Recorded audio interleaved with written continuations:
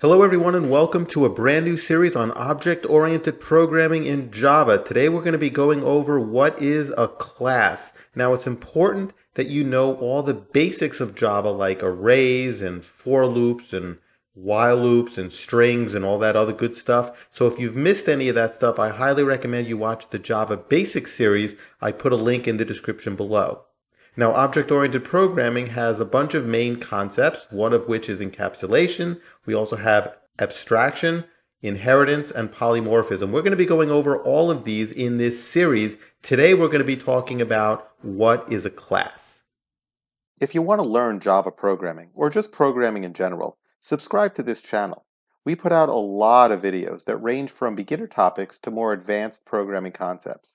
Also, please like this video, share it with a friend, and write a comment as well. It goes a long way to help promote a channel like this. Now, let's get back to the video. So when we talk about object-oriented programming, the first thing that comes to mind is a class. Now you've noticed that every single Java program you've written, it always starts with public class and then a name, and then within that you have a main method. So what exactly is a class? Well, before we get into that, let's first talk about what is an object. So an object is just an actual thing that has attributes and methods. Attributes are things that describe an object, and methods are things that the object can do. It's also something that you could ask the object and it could respond to you. So let's just look at a quick example, your house. So what are some of the attributes of your house? Well, your house has a color, it has a style, it could be mid-century modern, it could be Tudor, it could be a whole bunch of others. It also has a number of rooms, among other things. What are some of the methods that a house can do? Well, you can open up a door. Which door? Well, you can tell it. You can paint the house, which probably will change the color. And then you can ask the house, how many rooms do you have? And it'll respond, I have 17 rooms. Well, I wish I had a house with that many rooms. All right, so we know what an object is. What's a class? Well, a class is just a blueprint for creating an object. It tells Java, this is how you create this kind of an object, a house, if you want to. So let's look at a real-world example where we have a car. So a car has a make, a model, and a color. Of course, there's lots of other attributes, but we're just going to go with these three. What are some of the methods? Well, you could start the car, you could stop the car, you can open up the door. Now you notice there's no values here. Obviously the methods don't have values, but make, model, and color. We don't have a make, we don't have a model, we don't have a color. All we have is a blueprint. When we want to create a car, we know that we're going to need a make, a model, and a color. But we don't have that information yet until we actually build a car. So when we create a car, this will be the object. You have all of the attributes and all of the methods that go along with it. But now is when we fill in the values. So for example, maybe the make is a Nissan. The model could be Rogue and the color could be blue. Of course, if we make a second car, we have all the same attributes, all the same methods, but we could have different values. So for example, the second car could be a Chevy Traverse and maybe it's red. Notice that each car has the same blueprint. They all have a make, a model, and a color, and they all have the same methods. What can the car do? So here we are in NetBeans, and as you can see, I've created a class learning OOP, that stands for Object-Oriented Programming. In the main, I've just instantiated a copy of this class and called the start method. So here's where all of our testing code is going to go. I also created a class called cat. So let's talk about exactly what goes into a class. There are 5 different pieces of a class. The first, instance variables, or attributes. What describe a cat? So in our case, we're going to say that a cat can have, I don't know, maybe a name. A cat can have an age, that'll be an integer. And a cat can have a sex, that'll be string sex. And we'll just put a comment here, just so we know what the possible values are. It'll be male or female. Okay, so that's the first thing. The second part of a class are the constructors. Now the constructors basically tell Java how do you build a cat when you're creating a brand new one. In other words, we're going to have to default these instance variables. You don't have to default them all. You could leave them blank, but maybe you will want to default them.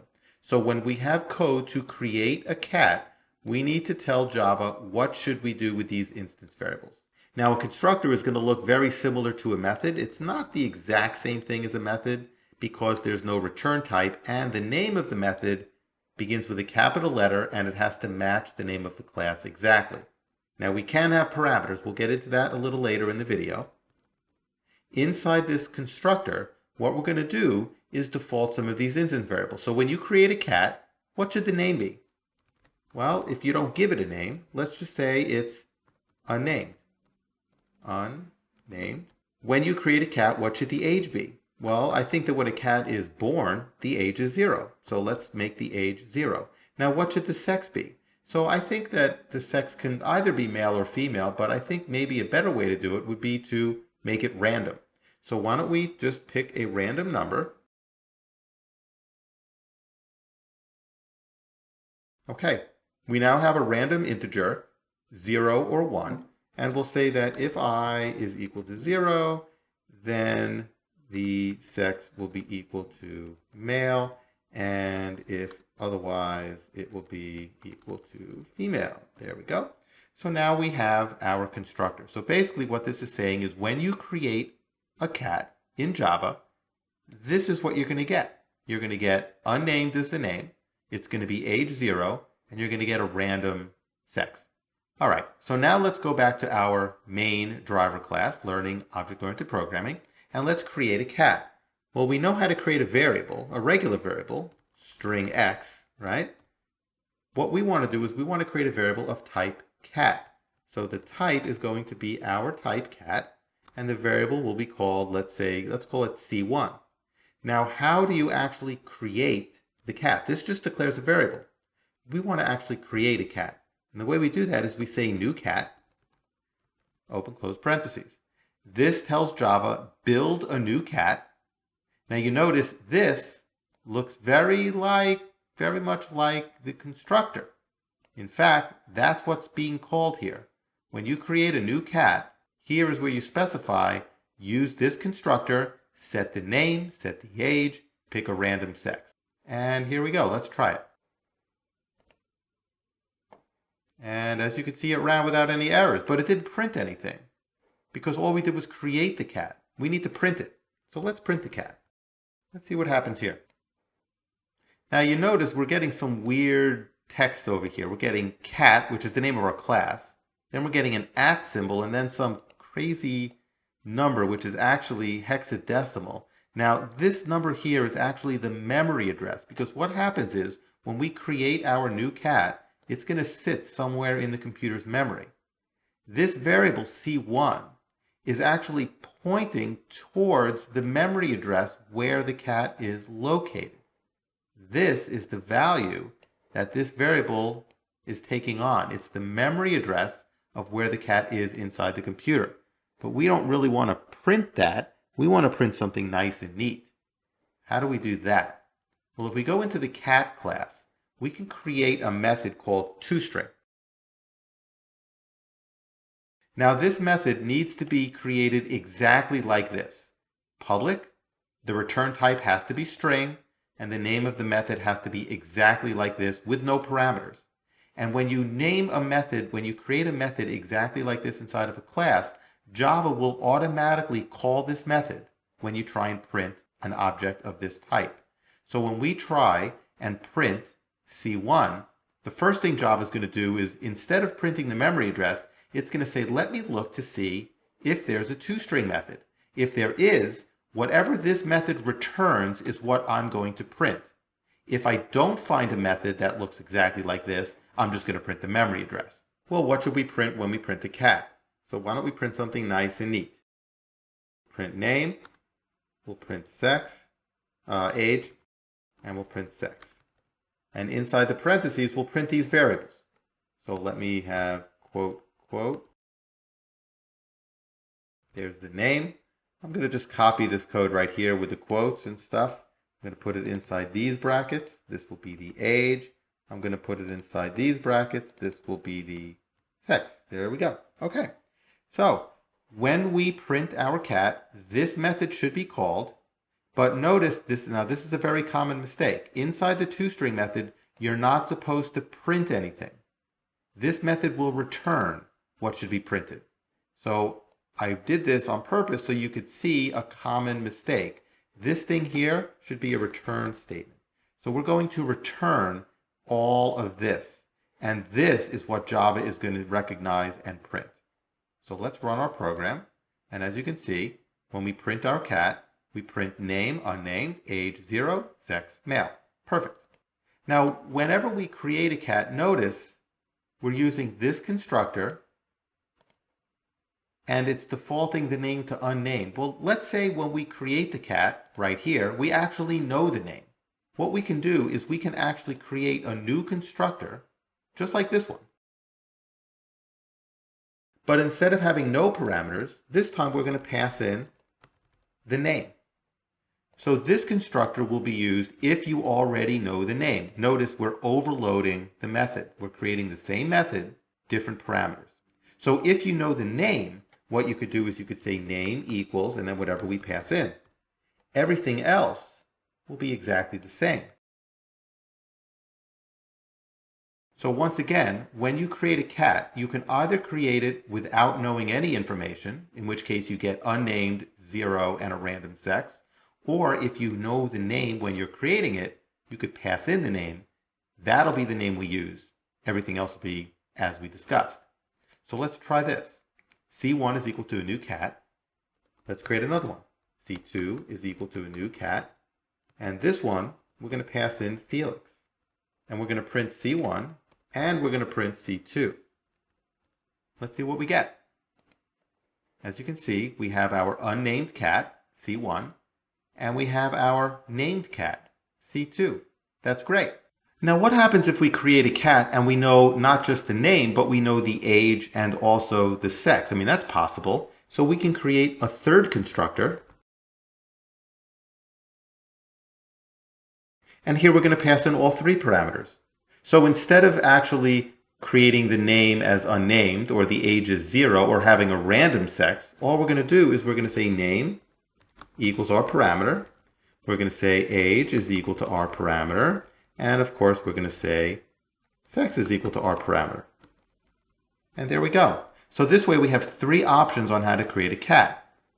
No information, just the name, or all three. Now you can create as many constructors as you want.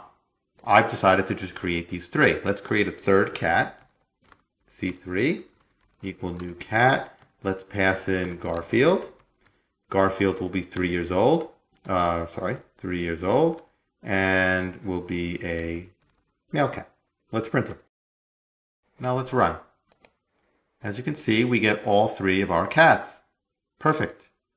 So far we have three parts to our class. We have the instance variables, we have the constructors, and we have our Tostring used for printing. The fourth part are called accessors and mutators, otherwise known as setters and getters. These methods are going to allow us to modify these variables. Now, I want to just point something out. These variables are declared up here. If I really wanted to, what I could do is I could say C1 dot name is equal to George. What I'm doing here is I'm actually referencing one of the attributes of cat C1 and changing it. That's not a very good practice to do. You should never allow someone outside of the class to change something inside the class directly like this. Now, as you can see, if I run this, C1 is now George, and we don't like that because in our class, we want to kind of contain everything. We want to encapsulate everything and not allow anyone to make changes to our stuff. So how can we prevent it? The way we prevent it is by adding something here called private. Now that these variables are private, if I come here and try and access it, I get a red bar and it says name has private access in cat. I can't change it. And that's exactly what we want. We don't want anyone to change our data inside of our class. We want to handle that ourselves. In other words, we want to provide you a method that you can call that will allow you to request changing the information. Sometimes we'll let you do it. Maybe we won't let you do it. It depends on what you're trying to change and what you're trying to change it to. So that's where these accessors and mutators come in. The accessors allow you to get the information. What is your name? What is your age? What is your sex? The mutators allow you to try and change the name, the age, and the sex. So let's write one now. We'll write the accessor methods. All we're going to do is we're going to get each of these variables. Now, accessor methods typically begin with the word get. So we have a public method. It's going to return a string because we're going to do the name first. And the name of the method is going to be getName. And all it's going to do is return name. We're also going to have an int, getAge, and this will be return age. Similarly, okay, there are all of our accessor methods. So let's test them out.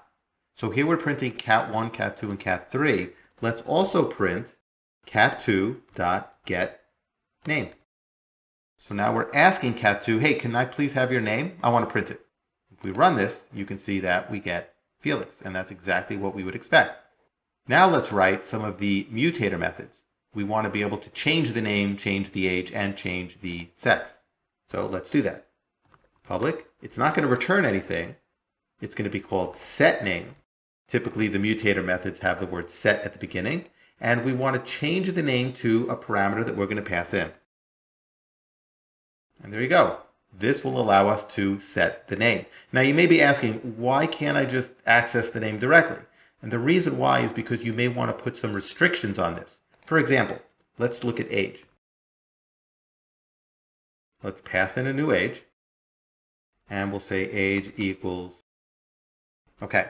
Now, what happens if you really want to put a little bit of security on this? You don't want someone to just randomly change the age, because you don't want a cat to get younger. Maybe you only want the cat to get older. So you may want to put in some code here that says if the arg age is less than the current age of the cat, like the age that we're trying to change the cat to is younger than what the cat is right now, maybe what we're going to do is we're going to want to do nothing, right? We're not going to want to change the age. So maybe what we should do is we should say greater than or equal. So we're only going to allow the age to change if you're making the cat older, like that. Okay, so that's like a little bit of data security. Can't make the cat younger, you can make it older. Now, if you allowed public access to this variable, age, up here, if we allowed age to be public, we wouldn't need to use this method. We could just say cat1.age equals 7.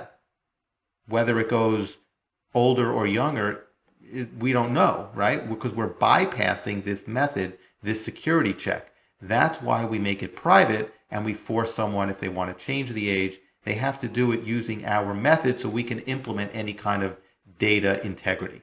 So let's make our third mutator, set sex, and we're going to pass in the sex of the cat, and we'll just say sex equals the parameter. Okay. So here we're allowed to set the sex. But you know what? Maybe we don't want to allow someone to set the sex. Once the cat is created, that's it. Well, if that's the case, we don't have a method here. The variable's private, but we don't allow any changes to it. Now, in our example, we are going to allow changes to it, so we're going to keep this in here. But that's another possibility. Maybe you don't want someone to change the sex once the cat's born. Totally up to you. Anyway, here we have all of our accessors and mutators. Let's go back to our driver. And we're going to get the name, but let's actually change the name. Let's go here, and we'll say cat1.setName, because we haven't set the name yet. Remember, it's unnamed. We didn't pass anything in. And let's say we call, we'll call this cat Sylvester. And let's say we want to do c1.setAge. And let's say we want to change Sylvester to 5. Okay, great. And we'll keep the sex. And, oh, well, you know what? Let's change Sylvester C1. Well, no, let's change Garfield's sex to female. Okay. So now Garfield is going to be a female. Now remember, we set Garfield to male, but we're going to change him.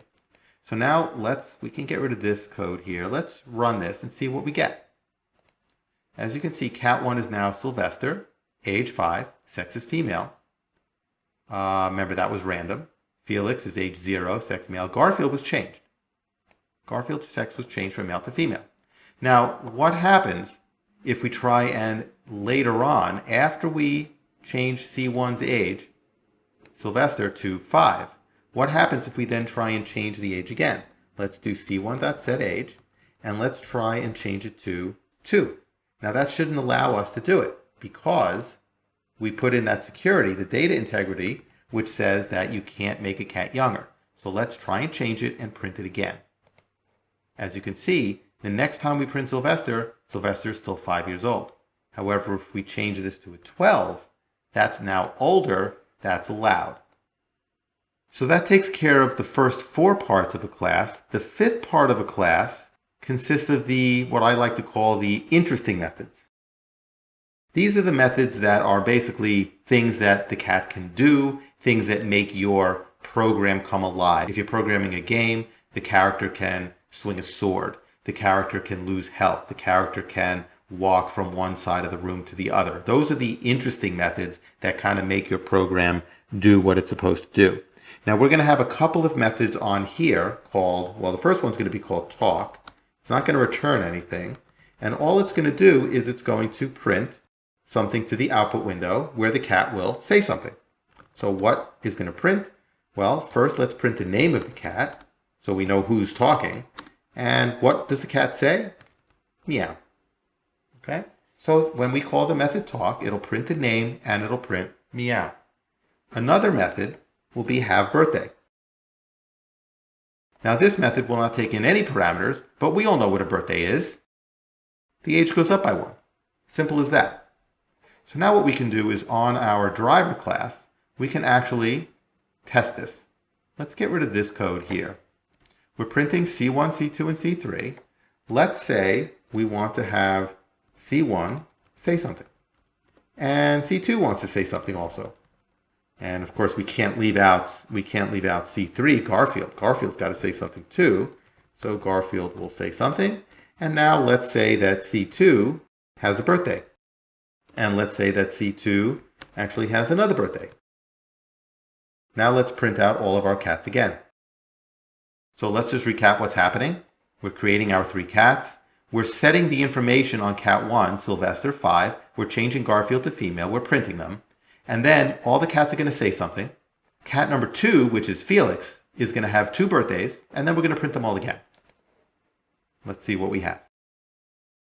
So here are our cats. They each say something, as you can see. And now Felix, has 2 birthdays. So instead of Felix being age 0, Felix is now aged 2. And those are the basic elements of creating a class. I hope you learned something from watching this video. Please remember to subscribe and share this video with others who are learning Java programming. Thanks for watching, and take care, everyone.